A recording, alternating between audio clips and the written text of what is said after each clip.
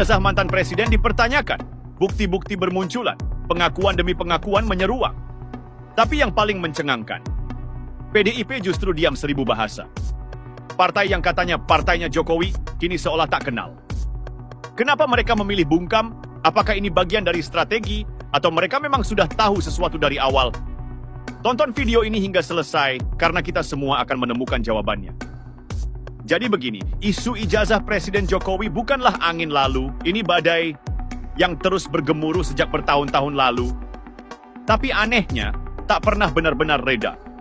Pertama kali mencuat sekitar tahun 2019 menjelang Pilpres.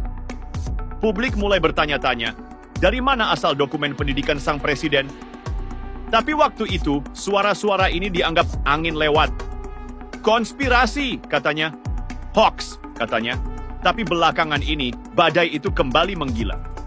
Kali ini bukan dari orang sembarangan, seorang akademisi dokter. Markus Priyogunarto secara terang-terangan mengatakan, ijazah Jokowi hilang. Ya, hilang. Pernyataan ini tentu mengejutkan. Bagaimana mungkin ijazah seorang kepala negara bisa hilang? Tak berhenti di situ. Muncul analisis menarik dari para ahli tipografi dan netizen yang teliti. Mereka menemukan bahwa di dalam salinan ijazah Jokowi terdapat jenis huruf Times New Roman. Sebuah font yang baru dirilis secara resmi sekitar tahun 1910-an. Padahal ijazah itu diklaim diterbitkan tahun 1985 loh. Kok bisa? Dan disinilah letupan terjadi. Media sosial meledak. Warganet mulai membahas kembali setiap detail. Foto ijazah diperiksa, nama kampus dicocokkan. Tanda tangan diperbesar, semua diperiksa ulang. Karena bagi publik ini bukan sekadar kertas. Ini soal integritas. Isu ini bukan baru kemarin sore. Tapi kenapa sekarang makin ramai? Apa karena rakyat sudah muak dengan kebohongan yang terlalu lama dibiarkan? PDIP, partai besar yang dulu berdiri di garda depan membela Jokowi. Dari pencalonan pertama sebagai wali kota Solo, kemudian gubernur DKI, hingga 2 kali naik ke kursi presiden, semua berkat restu Partai Banten. Megawati bahkan pernah menegaskan, Jokowi adalah petugas partai. Sebuah ungkapan yang mengukuhkan bahwa PDIP lah yang mengusung dan membesarkannya. Tapi hari ini ketika Jokowi diserang dengan isu serius tentang keaslian ijazahnya, PDIP memilih diam, sunyi, seperti tak kenal. Tak ada bantahan keras, tak ada klarifikasi meyakinkan. Tak ada pernyataan resmi dari Megawati. Tidak pula dari elit Partai Demokrasi Indonesia Perjuangan yang lain, mereka pun seolah menghindar saat ditanya soal ini. Seakan-akan ini bukan urusan mereka. Padahal kalau kita bicara logika politik, isu sebesar ini mestinya langsung disikapi. Jika Jokowi benar-benar bersih, bukankah seharusnya PDIP tampil membela? Apalagi kalau mereka merasa ini hanya fitnah, atau hoax yang dibuat untuk menjatuhkan simbol mereka.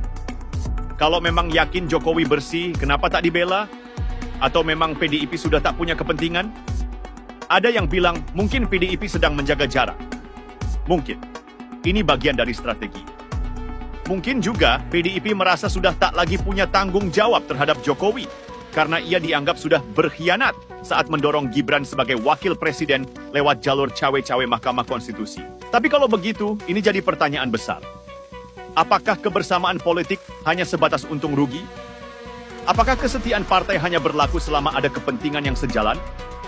Dan saat hubungan merenggang, maka dibiarkanlah mantan kader unggulan mereka dihantam publik tanpa perlindungan? PDIP yang dulu lantang bersuara saat Jokowi dihina, sekarang bungkam ketika ijazah sang presiden dipertanyakan. Tak ada semangat membela yang terlihat. Bahkan justru seolah menikmati suasana. Di mana suara banteng saat presidennya diserang? Ataukah ini bentuk pembiaran? Diam yang disengaja. Karena dalam dunia politik, diam bukan selalu berarti tidak tahu. Kadang diam adalah bentuk komunikasi yang paling keras. Dan ketika partai sebesar PDIP memilih bungkam, kita patut bertanya, ada apa sebenarnya di balik semua ini? Pemilu 2024 adalah momen yang membuka banyak mata.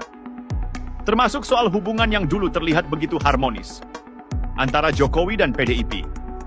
Semuanya mulai berubah ketika Jokowi mendorong anaknya, Gibran Rakabuming Raka, untuk maju sebagai calon wakil presiden. Bukan lewat jalur biasa, tapi melalui proses yang disebut banyak pihak sebagai cawe-cawe, istilah yang bahkan diucapkan sendiri oleh Jokowi. Dan puncaknya adalah putusan Mahkamah Konstitusi yang kontroversial, yang membuka jalan bagi Gibran untuk maju hanya karena statusnya sebagai pejabat daerah. Putusan yang dibacakan oleh paman Gibran sendiri, Ketua MK, saat itu, Anwar Usman. Ini menjadi catatan sejarah bukan hanya soal etika, tapi soal siapa yang sedang memainkan kuasa. Disinilah PDIP tampak goyah. Kecewa, tapi tak bisa melawan terang-terangan.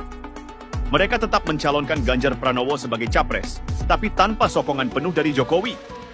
Bahkan di banyak momen, Jokowi justru terlihat lebih dekat dengan kubu Prabowo Gibran.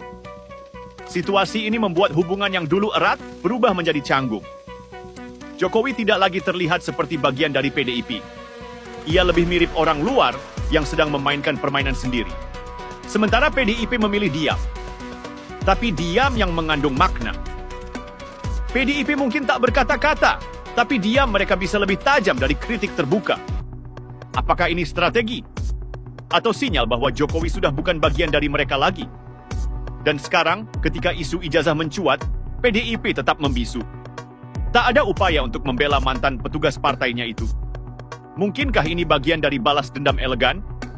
Pembiaran yang dirancang untuk mempermalukan tanpa harus mengotori tangan sendiri? Karena dalam politik, terkadang senjata paling mematikan bukanlah fitnah atau serangan terbuka, tapi justru sikap masa bodoh dari kawan lama. Di tengah ramainya isu ijazah palsu yang menyeret nama presiden, publik bertanya-tanya, siapa yang bisa dipercaya?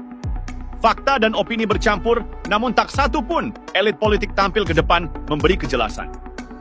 Pemerintah tak menjawab dengan tuntas. PDIP bungkam. Istana pun hanya menyebut bahwa itu sudah dijawab sejak lama.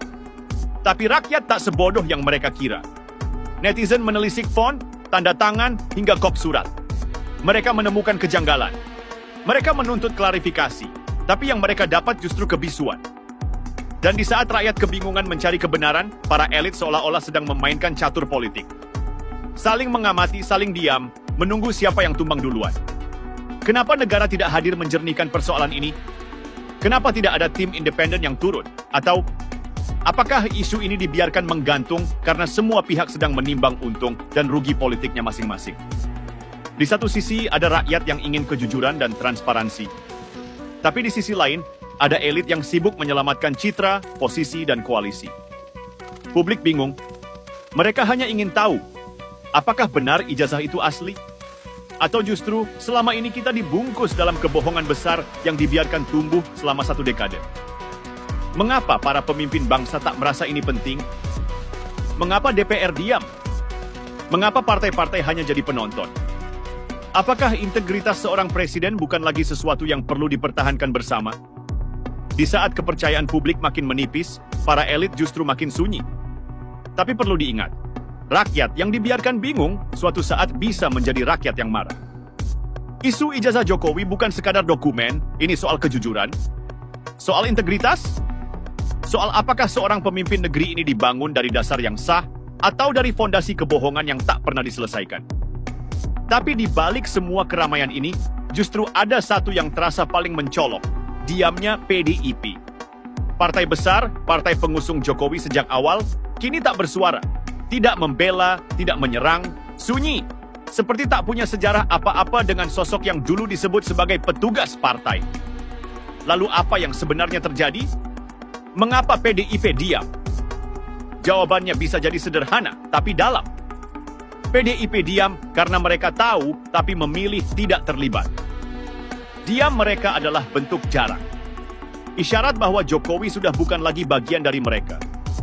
Setelah pemilu 2024, setelah drama Gibran, setelah luka di Mahkamah Konstitusi PDIP, seperti ingin berkata, silakan selesaikan sendiri masalahmu.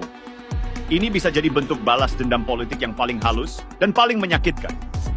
Tidak frontal menyerang, tapi juga tidak sudi membela. Membiarkan seseorang yang dulu dibesarkan partai, kini berjalan sendiri tanpa pelindung.